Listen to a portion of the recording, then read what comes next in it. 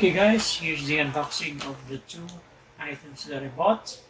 Itong replacement battery ng HP laptop ay nabili ko sa Shopee. So actually, almost 1,000 yung kanyang presyo. Mura na siya compared to 3 years ago, nasa mga 1,700 to 1,800 pa. And ito naman yung SSD. Ang kanyang presyo, to be exact, 500 gig, 868.67 pesos. Okay, unahin ko lang yan box itong battery.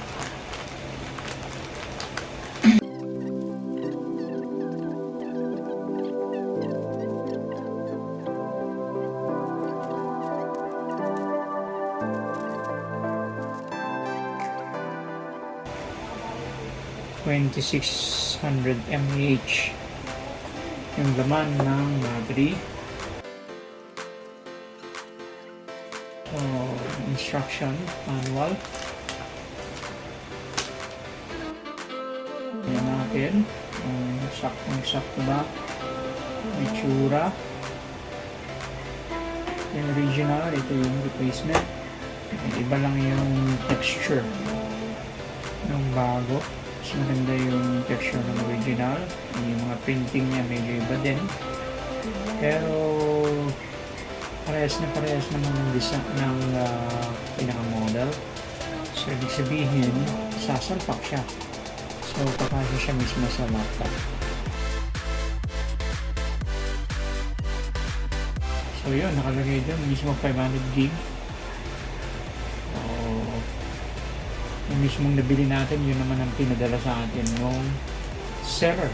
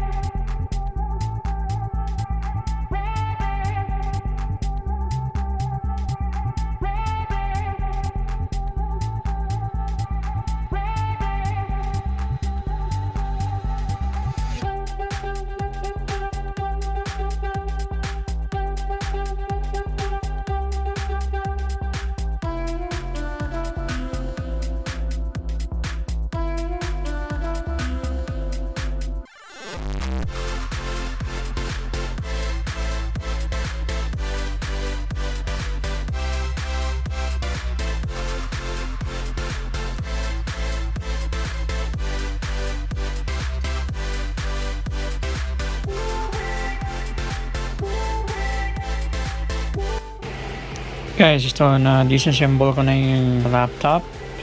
Medyo challenging. Ito yung original na hard drive.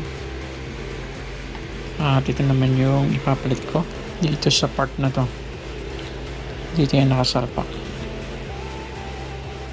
Okay, ngayon naman guys, is-test ko yung boot up time using the new SSD para ma-compare ko siya doon sa previous boot up time using the old HDD. So, na-install ko na lahat ng kailangan na software, Windows, meron na rin siyang antivirus, meron na rin siyang Microsoft Office, at saka video editor, kaya medyo mabigat-bigat na rin yung system niya. Kaya tignan natin yung boot up time niya. Okay, power and start.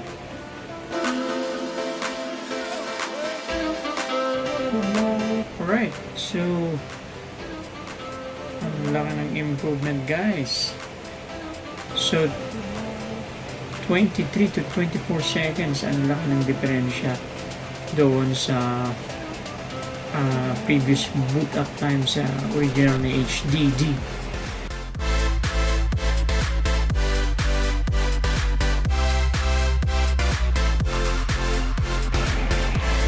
Guys, after 3 hours, may natitira pang 15% yung bagong battery na install.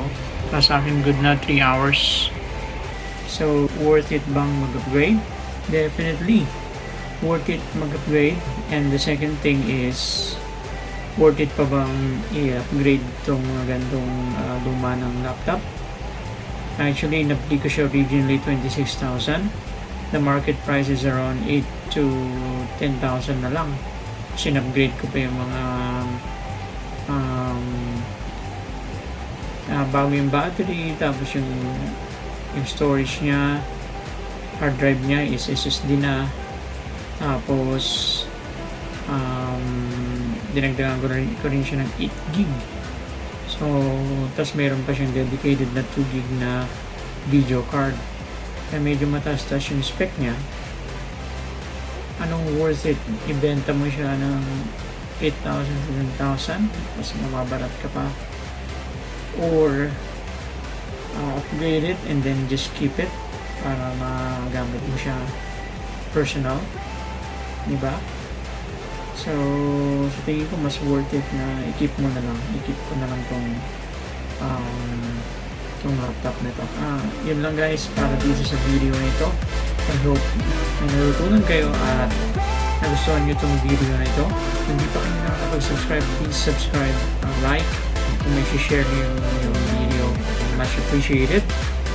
Salamat sa panonood. Yeah. Peace and God bless.